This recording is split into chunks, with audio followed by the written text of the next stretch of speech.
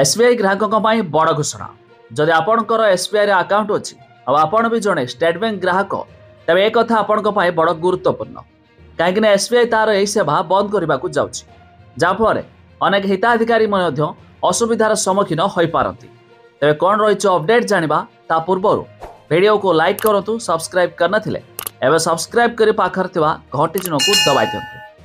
ଭାରତୀୟ state bank November 30 MKS ସେବା ବନ୍ଦ କରିବ। उपभोक्ता माने एबे भी यूपीआई, आईएमपीएस और एनएफटी माध्यम पांठि स्थानांतर करें। निकटरे देशर सर्वबृहत बैंक एसबीआई एमकेएस सेवा को बंद करने को जाउछि। नवेम्बर 30, 2025 यह सेवा संपूर्ण भाव बंद हो।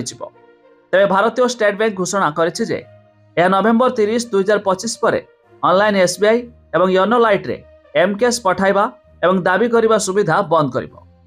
तेरे 30/11/2025 पर ऑनलाइन एसबीआई और योनो लाइट ऐप रे एमकेएस प्रेरण बा दाबी सुविधा उपलब्ध हेबो नहीं। डिसेम्बर 1 रु ग्राहक माने बेनिफिशियरी पंजीकरण बिना एमकेएस लिंक किबा ऐप माध्यम रे टंका पठाइबा बा पांठी दाबी करिया पई एमकेएस व्यवहार करि पारिबे नाही।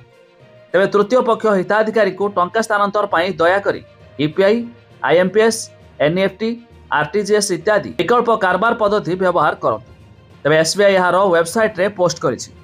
वर्तमान समय टंका लेनदेन बहुत शीघ्र होउथिबा बेले एमकेएस रे टंका पठाइबा प्रणाली बहुत पुराना अटे।